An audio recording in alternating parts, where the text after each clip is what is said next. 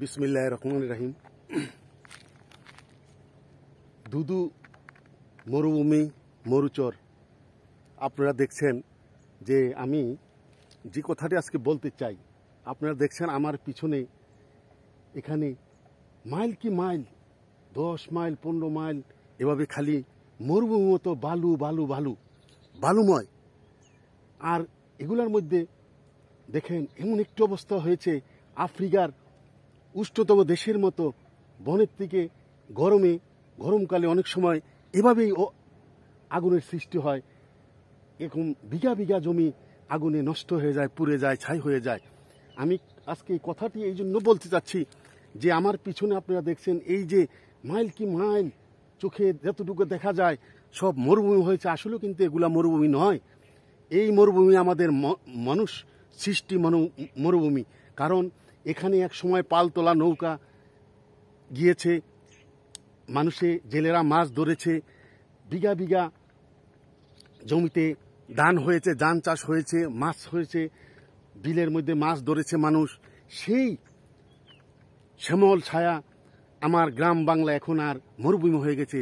নদী থেকে হাজার হাজার ট্রাক, হাজার হাজার বাল্ক ডেক, যেগুলা ট্রলারে করে এই বালু এনে এইভাবে আমাদের যে কৃষি জমি এবং খাল বিল সব ভরে এভাবে মরুভূমি সৃষ্টি হয়েছে। আপনারা দেখছেন এই যে মাইল কি মাইল এভাবে পড়ে আছে দুধময় মরুভূমি। বালুর মধ্যে কিছু গাছ হয়েছে এবং কিছু গাছ আছে, আপনারা দেখছেন অটোমেটিক এগুলো জ্বলে পড়ে অঙ্গার হয়ে যাচ্ছে। মরুভূমির আমরা হয়তো মেল ইন্ডাস্ট্রি হতে আমরা উন্নয়নের ছোঁয়া লেগেছে, কিন্তু এভাবে চলতে থাকলে একসময় এই মরুভূমির এই তাপের ছোঁয়ায় এবং এই মরুভূমির এই তাপে আমরা নিঃশেষ হয়ে যাব, জাতি হিসাবে আমরা নিঃশেষ হয়ে যাব। আমার পিছনে আপনারা দেখছেন কতটুকু দেখা যায় আমি বুঝতে পারছি না। চারিদিকে খালি মরুভূমি, শীতল ছায়া। সেই বাংলা এখন আর মরুময় হয়ে গেছে।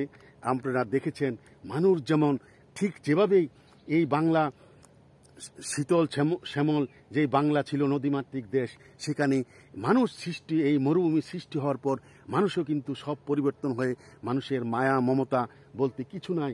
একে অপরকে হত্যা করে, ভাই ভাইকে হত্যা করে, মার প্রতি সন্তানের মায়া নাই, আবার মারও সন্তানের প্রতি মায়া নাই। এমন একটি অবস্থা সৃষ্টি হয়েছে সমাজে। আমাদের মনোজগৎ খারাপ হয়েছে, সমাজ নষ্ট হয়েছে, দেশ নষ্ট হয়েছে। আপনারা দেখেছেন এভাবে বিঘার বিঘা, হাজার হাজার বিঘা সম্পত্তি এভাবে, যেখানে আগে কৃষি হতো এখানে সব ডেভেলপরা ভরে এখানে হাউজিং ইন্ডাস্ট্রি করার জন্য এখানে সব মরুময় সৃষ্টি করেছে, যা বাংলাদেশের জন্য ভবিষ্যৎ প্রজন্মের জন্য একটি অশনি সংকেত।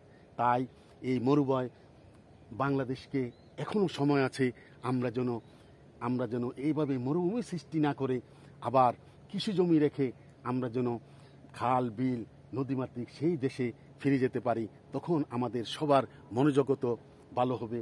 আপনারা দেখেছেন যে কি শত শত হাজার হাজার বিঘা সম্পত্তি এভাবে ছাড়খাড় হয়ে যাচ্ছে।